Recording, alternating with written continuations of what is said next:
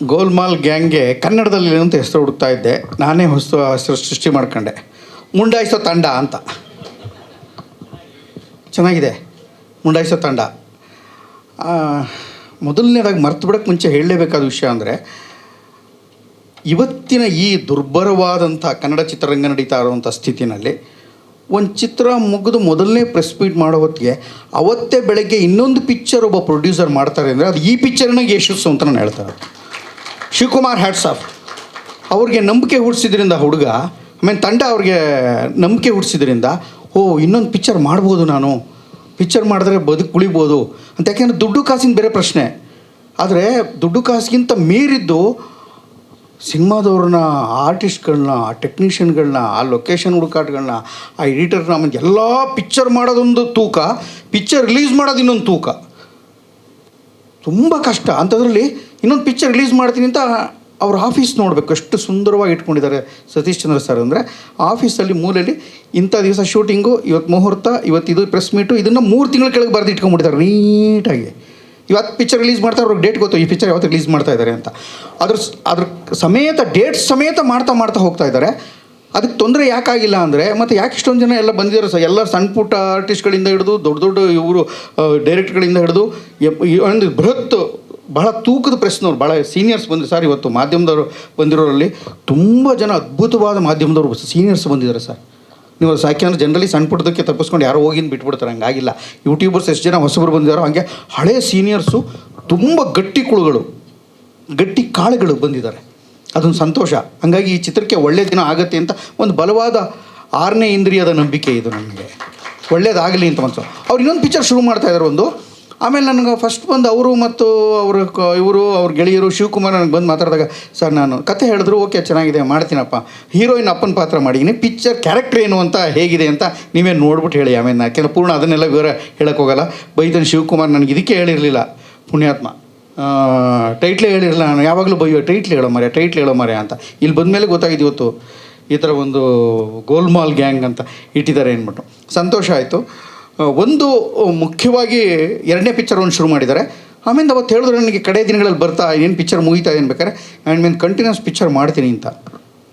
ಎಂತೆಂಥ ದೊಡ್ಡ ಪ್ರೊಡ್ಯೂಸರ್ಗಳ ಜೊತೆ ಎಲ್ಲ ಮಾಡಿದವ್ರು ನಾವು. ಪಿಕ್ಚರ್ ಮಾಡಲ್ಲಪ್ಪ ಇನ್ಮೇಲೆ ನಾನು ನಿಲ್ಲಿಸ್ಬಿಟ್ಟಿವಿ ಅಂತ ಎಲ್ಲರೂ ದೊಡ್ಡ ಜನ ಪ್ರೊಡ್ಯೂಸರ್ಸ್ಗಳು, ಹೀರೋಗಳು. ಇವತ್ತು ಬೆಳಗ್ಗೆ ತಾನೋ ಒಬ್ಬ ದೊಡ್ಡ ಹೀರೋ ನನಗೆ ಅದನ್ನು ಹೇಳ್ತಾರೆ, ಪಿಕ್ಚರ್ ಮಾಡಲ್ಲ ಕಣೆ, ಆಗಲ್ಲ ಇನ್ನು. ಪ್ರೊಡ್ಯೂಸರ್ ಅವರು ಪಾಪ ಕನ್ನಡ ಚಿತ್ರರಂಗನ ತುಂಬ ಎತ್ತರಕ್ಕೆ ತೊಗೊಂಡೋದು ಅಂತ ಒಬ್ಬ, ಕಷ್ಟ ಕಣಪ್ಪ, ಆಗಲ್ಲ ಅಂತ ಹೇಳ್ತಾಯಿದ್ರು ಅವರು. ಅಂಥದ್ರಲ್ಲಿ ಇಲ್ಲ, ನಾನು ಕಂಟಿನ್ಯೂಸ್ ಇನ್ನೊಂದು ಪಿಕ್ಚರ್ ಮಾಡ್ತೀನಿ ಅಂತ ಹೇಳಕ್ಕೆ ಬಂದಿದ್ದಾರೆ ಅಂದರೆ ಇವತ್ತಿನ ಲೆಕ್ಕಾಚಾರವನ್ನು ಭಾಳ ಸೂಕ್ಷ್ಮವಾಗಿ ಅರ್ಥ ಮಾಡಿಕೊಂಡು ಪಕ್ಕಾ ನೀಟಾಗಿ ಇಂತಿಂಥವ್ರು ಇಷ್ಟಿಷ್ಟು ಕೊಟ್ಟರೆ ಕರೆಕ್ಟಾಗಿ ಆಗುತ್ತೆ, ಹಿಂಗೆ ರಿಲೀಸ್ ಮಾಡ್ತೀನಿ. ಇದು 1 ಏಟ್ ಹೊಡೆದ್ರು, 2 ಏಟ್ ಹೊಡೆದ್ರು, 3ನೇ ಏಟಿಗೆ ಮತ್ತೆ ನಾನು ಗೆಲ್ತೀನಿ, ನಾನು ಜಟ್ಟಿಯಾಗಿ ನಿಂತ್ಕೋತೀನಿ ಅಂತ ಒಂದು ಅಂದ್ಕೊಂಡಿದ್ದಾರಲ್ಲ, ಅದಕ್ಕಾಗಿ ಹೃದಯ ತುಂಬಿದ ದೊಡ್ಡ ಅಭಿನಂದನೆಗಳು ನಮ್ಮ ಸಾಹೇಬ್ರಿಗೆ. ಈ ಮಾತನ್ನ ಇನ್ನೊಂದು ಮಾತನ್ನು ಹೃದಯದಿಂದ ಹೇಳ್ತಾ ಇದ್ದೀನಿ. ಎಷ್ಟೊಂದು ಆಯ್ತು, 360-370ನೇ ಪಿಕ್ಚರ್ ಆಗೋಯ್ತು. ಅಮೇರಿಕಾ ಬರ್ತಾನೆ ಆಗ್ತಿಲ್ಲ, 370ನೇ ಪಿಕ್ಚರ್ ನಂದು. ಅಷ್ಟು ಪಿಕ್ಚರ್ ಮಾಡಿದ್ರು 30 ವರ್ಷ, ಜನ್ಮ ಜೋಡಿ ಬಂದು 30ನೇ ವರ್ಷ. 30 ವರ್ಷದಿಂದ ನಿಂತ್ಕೊಂಡು ಈ ಮಾತು ಹೇಳ್ತಾ ಇದ್ದೀನಿ. ಇವತ್ತು ಮುಗಿದ ದಿವಸನೇ, ಅವತ್ತು ಸಂಜೆನೇ ನಮ್ಮ ಅಕೌಂಟಲ್ಲಿ ಟನ್ ಸೌಂಡ್ ಆಗೋದು. ಕರೆಕ್ಟಾಗಿ ನಾವು ಮಾತಾಡಿದಷ್ಟು ದುಡ್ಡನ್ನು ನಮ್ಮ ಕನ್ವಿನ್ಸ್ನ ನೀಟಾಗಿ ಹಾಕಿದ್ದು ಶ್ರೇಷ್ಠವಾದ ಪ್ರೊಡ್ಯೂಸರು ಸತೀಶ್ ಸರ್. ಸಾಧ್ಯವೇ ಇಲ್ಲ ರೀ, ಸಾಧ್ಯವೇ ಇಲ್ಲ. ನಾನು ನೋಡಿದ್ದೀನಿ ಅಂತ ಎಲ್ಲ ಥರದ್ದು ನೋಡಾಗೋಯ್ತು. ಎಲ್ಲ ಥರದ್ದು ನೋಡ್ಬಿಟ್ಟು ನನಗೆ ಹೇಗೆ ಪಕ್ಕ ಆಗ್ತಾಯಿದ್ದಾರೆ. ಅದಕ್ಕೋಸ್ಕರನಾರು ದೇವರು ಅವ್ರ ಕುಟುಂಬನ ಚೆನ್ನಾಗಿಡಬೇಕು ಅಂತ ನಾನು ಪ್ರೀತಿಯಿಂದ ಹಾರೈಸ್ತೀನಿ ಸರ್, ಫ್ರಮ್ ದ ಹಾರ್ಟ್. ನಿಮ್ಮ ದೇವಿ ಫೋಟೋ ಏನು ತೋರಿಸಲ್ಲ, ದೇವ್ರು ನಿಮ್ಗೆ ಒಳ್ಳೇದು ಮಾಡಲಿ. ಯಾಕೆಂದರೆ ಆ ಥರ ಆರ್ಟಿಸ್ಟ್ಗಳಿಗೆ ಮುಗಿದ ತಕ್ಷಣ ದುಡ್ಡು ಹಾಕಿ ನಿಮ್ಗೆ ಒಳ್ಳೇದಾಗಲಿ ಅಂತ ಮಾಡೋದು ಭಾಳ ಕಮ್ಮಿ ಜನ. ನಾಳೆ ಬನ್ನಿ, ನಾಡಿದ್ದು ಬನ್ನಿ, ಮುಂದೆ ವಾರ ಅಂತ ಚಪ್ಪಲಿ ಎಲ್ಲ ಸೌದೋಗ್ಬಿಟ್ಟವೆ ಸರ್, ಲೆಕ್ಕ ಇಲ್ಲ. ಆದರೆ ಇವತ್ತು ಅಷ್ಟು ಚೆನ್ನಾಗಿ ನಡೆಸ್ಕೊಂಡಿದ್ದಾರೆ, ಹಂಗೆ ಮಾಡಿದ್ದಾರೆ. ಅಂಥವ್ರು ಒಳ್ಳೇದು, ಯಾರ್ಯಾರು ಒಳ್ಳೇದಾಗಲಿ ಅಂತ ಎಲ್ಲರಿಗೂ ಕ್ಲಿಯರ್ ಮಾಡಿ, ಟೆಕ್ನಿಷಿಯನ್ಸ್ಗೆ, ಆರ್ಟಿಸ್ಟ್ಸ್ಗೆ ದುಡ್ಡು ಹಾಕಿ ಚೆನ್ನಾಗಿ ನೋಡಿಕೊಂಡು ಒಂದು ಕತೆ ಮಾಡಿ, ಒಳ್ಳೇದು ಕೆಟ್ಟದು ಪಿಕ್ಚರು ಸ್ಕ್ರೀನಲ್ಲಿ ನೋಡಿದ್ಮೇಲೆ ಚರ್ಚೆ ಆದಮೇಲೆ ಹಳೆಯದೋ ಹೊಸದೋ ಚರ್ಚೆ ಆಗುತ್ತೆ. ಆ ಹುಡುಗ ಇನ್ನೂ 2ನೇದಕ್ಕಾಗಲೇ ಶಿವಕುಮಾರ್ ರೆಡಿಯಾಗಿರ್ತಾನೆ, ಇವರಾಗಲೇ 2ನೇ ಪಿಕ್ಚರ್ ರೆಡಿಯಾಗಿದ್ದಾರೆ. ಆಗಲೇ ಆರಾಧನಾ ಭಟ್ಗೆ ಇನ್ನೊಂದು 2 ಪಿಕ್ಚರ್ 4 ಪಿಕ್ಚರ್ ಇರುತ್ತೆ. ಹೀರೋಗಂತೂ 3 ಪಿಕ್ಚರ್ ಕಂಟಿನ್ಯೂಸ್ ಬಂದೇ ಬರ್ತಾರೆ. ಅವ್ನು ಇದೇ ಥರ ಆರ್ಟಿಸ್ಟ್ ಹೀರೋ ನನಗನ್ಸುತ್ತೆ. ಆ ಕಾಲದಲ್ಲಿ ಅಂಬರೀಷಣ್ಣ ಇದ್ದಂಗೆ ಒಂದು ಮುಗಿತಿದ್ದಂಗೆ ಇನ್ನೊಂದು ಮುಗಿತಂಗೆ ಇನ್ನೊಂದು ರಕ ಅಂದರೆ ಪ್ರೊಡ್ಯೂಸರ್ಗೆ ಹಿತ ಆಗಿದೆ. ಇವನಿಗೆ ಪ್ರಾಬ್ಲಮ್ ಇಲ್ಲ, ಹೇಳಿದ ಕೆಲಸ ಮಾಡ್ಕೊಂಡು ಹೋಗ್ತಾನೆ ಅಂತಂದ್ರೆ ಖಂಡಿತವಾಗ್ಲೂ ಕರೆದೇ ಕರೀತಾರೆ. ನನ್ನ ಜೊತೆಲಿ ಬಂದವರೆಲ್ಲ ಹೇಳ್ತಾರೆ, ನನ್ನ ಫ್ರೆಂಡ್ಸ್ ಕೇಳ್ತಾರೆ, ಅಯ್ಯೋ ಅದು ಹೆಂಗೋ ಇನ್ನೂ ಉಳ್ಕೊಂಡಿದ್ದೀನಿ ನನ್ನ ಮಗನೇ ಪಳಿ ಉಳುಕಿ ಅಷ್ಟು ದಿವಸದಿಂದ ಅಂತ ಕೇಳ್ತಾರೆ. ಏನಿಲ್ಲ ಇವನು ಮುಚ್ಕೊಂಡು ಬಂದು ಮಾಡ್ತಾನೆ, ಏನೋ ತೊಂದರೆ ಕೊಡಲ್ಲಪ್ಪ ಅಂದ್ರೆ ಆರ್ಟಿಸ್ಟ್ನ ಕರೆದೇ ಕರೀತಾರೆ ಕಣ್ರಿ. ಭಾಳ ಸಿಂಪಲ್ ಲಾಜಿಕ್ ಇದು. ತೊಂದರೆ ಅಲ್ಲ ಅವಳು ಅಂದರೆ ಶಾಟಿಗೆ ಬಾಮ ಅಂತ ಕರೆಯೋ ಟೈಮಲ್ಲಿ ಇನ್ನೂ 150 ಸಲ ಲಿಫ್ಟಿಗೆ ತಿಕ್ತಾನೆ ಇದ್ರೆ ಯಾವ ಹೀರೋಯಿನ್ನ ಯಾರು ಕರೀತಾರೆ? ಯಾರು ಕರೆಯಲ್ಲ. ಸಿಂಪಲ್ ಲಾಜಿಕ್ ಇದು. ಆಮೇಲೆ ಆ ರೂಮ್ ಹಾಕ್ಕೊಡಿ ಅಂತಂದರೆ ಅದಾಗಲ್ಲ, ಇದು ಈ ರೂಮ್ ಇಲ್ಲ ಅಲ್ಲ, ಹಿಂಗೆಲ್ಲ ಆಯಾ ಬಜೆಟ್ಗೆ, ಆಯಾ ಪ್ರೊಡ್ಯೂಸರ್ಗೆ, ಆಯಾ ಊರುಗಳಲ್ಲಿ ಯಾವ್ಯಾವ ಥರ ಹೆಂಗೆ ಗುರ್ತಿಸ್ಬೇಕು ಅನ್ನೋ ಕನಿಷ್ಠ ಕಾಮನ್ ಸೆನ್ಸು ನಮಗೂ ಕೂಡ ಅರ್ಥ ಆಗಿಬಿಟ್ರೆ ಅಂದರೆ ಆರ್ಟಿಸ್ಟ್ಗಳಿಗೆ ಚಿತ್ರರಂಗ ತುಂಬ ಮುಂದೆ ಹೋಗುತ್ತೆ. ಎಲ್ಲ ಕಡೆ ಹೋದ ಕಡೆ ಕ್ಯಾರವನ್ ನಿಲ್ಸೋ ಕಡೆ ಕ್ಯಾರವನ್ ಕೇಳ್ಬೋದಪ್ಪ. ದಟ್ಟ ಕಾಡಿನ ನಡುವೆ ಚಕ್ರಗಳು, ಸೈಕಲ್ ಚಕ್ರೇ ಹೋಗಲ್ಲ ಅಂದ ಕಡೆ ಕ್ಯಾರವನ್ ಕೊಡಿ ಅಂದ್ರೆ ಎಲ್ರಿಗೂ ಕೊಡ್ತಾರೆ. ಅಲ್ಲೇನೋ ಒಂದು ಟೆಂಟ್ ಹಾಕಿ ಹೊಸ ಥರ ಟೆಂಟ್ಗಳು ಒಂದು ಅಲ್ಲಿ ಟೆಂಟ್ ಮಾಡ್ಕೊಂಡು ಅವ್ರ ಪ್ರೊಡ್ಯೂಸರ್ ಕೂಡ ಅಲ್ಲಿ ಡ್ರೆಸ್ ಚೇಂಜ್ ಮಾಡ್ಕೋಬೋದು, ತಾಯಿ ಪ್ಲೀಸ್ ಹೋಗು ಮಾಡಿಕೊಡು ಅಂತಲೂ ಮಾಡ್ಕೋತಾರೆ. ಏನಿಲ್ಲ, ಪ್ರೀತಿ ಅನ್ನೋದು ಕನ್ನಡಿ ಇದ್ದಂಗೆ, ಮಾತುಕತೆ ಅನ್ನೋದು ಕನ್ನಡಿ ಇದ್ದಂಗೆ, ಎರಡೂ ಕಡೆಯೂ ಇದ್ದರೆ ತುಂಬ ಚೆನ್ನಾಗಿ ಕೆಲಸ ಆಗುತ್ತೆ. ಅದಕ್ಕೆ ಇಷ್ಟು ನೀಟಾಗಿ ಟಪ್ಪ ಅಂತ ಪಿಕ್ಚರ್ ಮುಗಿಸಿ ಡೇಟ್ ಅನೌನ್ಸ್ ಮಾಡಿ ಡಬ್ಬಿಂಗು ಮುಗಿಸಿ ಪ್ರೆಸ್ ಮೀಟ್ ಮಾಡಿ ಅವ್ರು ಪಿಕ್ಚರ್ ರಿಲೀಸ್ ಮಾಡಿ ಇನ್ನೊಂದು ಪಿಕ್ಚರ್ ಮದರ್ ಅಂತ, ಅದು ಶ್ರುತಿಯ ಒಂದು ಸೀನಿಯರ್ ಆರ್ಟಿಸ್ಟ್ ಹಾಕ್ಕೊಂಡು ಪಿಕ್ಚರ್ ಮಾಡ್ತಾವ್ರೆ ಸಾಹೇಬರು. ವಿಶೇಷ ಇದು, ಕಮ್ಮಿ ಸಮಯ ಹಂಗೆ ಆಗಲ್ಲ ಅಂತ. ದೊಡ್ಡ ದೊಡ್ಡ ಆರ್ಟಿಸ್ಟ್ಗಳನ್ನ ಹಾಕ್ಕೊಂಡು ಪಿಕ್ಚರ್ ಮಾಡ್ತಾರೆ ಅಂತಂದರೆ ಅದಕ್ಕೆ ಗಟ್ಟಿತನ ಇರಬೇಕು. ಆ ಗಟ್ಟಿ ಕಾಳುಗಳಾಗಿ ಅವ್ರನ್ನ ಮುಂದೆ ನಿಂತಿದ್ದಾರೆ.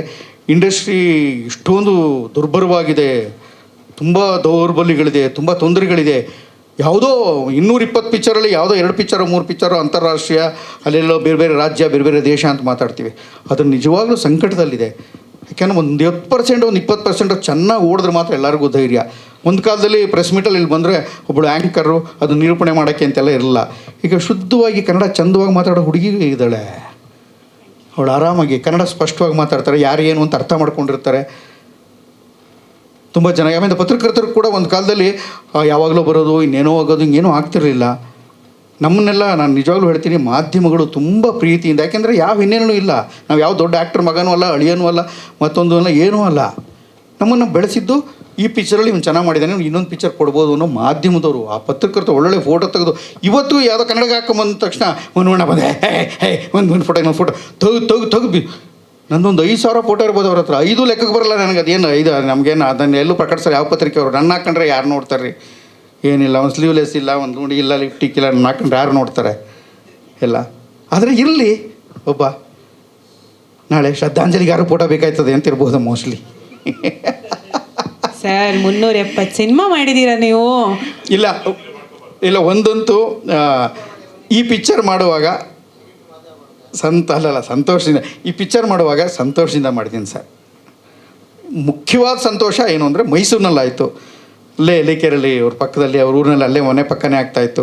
ಮೈಸೂರಲ್ಲಿ ಶೂಟಿಂಗ್ ಆಗೋದಕ್ಕೆ ಒಂದು 20,000 ಕಮ್ಮಿ ತಗೋತೀವಿ ನಾವು ಯಾವಾಗಲೂ ಲೆಕ್ಕದ ಪ್ರಕಾರ. ಯಾಕೆ ಅಂದರೆ ಮೈಸೂರಲ್ಲಿ ಅಲ್ಲಿ ಮುಗಿದ ತಕ್ಷಣ ಸಂಜೆ ನಟನಾಗಿ ಹೋಗ್ಬೋದು, ಪಾಠ ಮಾಡ್ಬೋದು, ಹುಡುಗರ ಜೊತೆ ಇರ್ಬೋದು, ಆಮೇಲೆ ಹೆಂಡತಿ ಕೈನ ಊಟ ಮಾಡ್ಬೋದು ಅಂತ.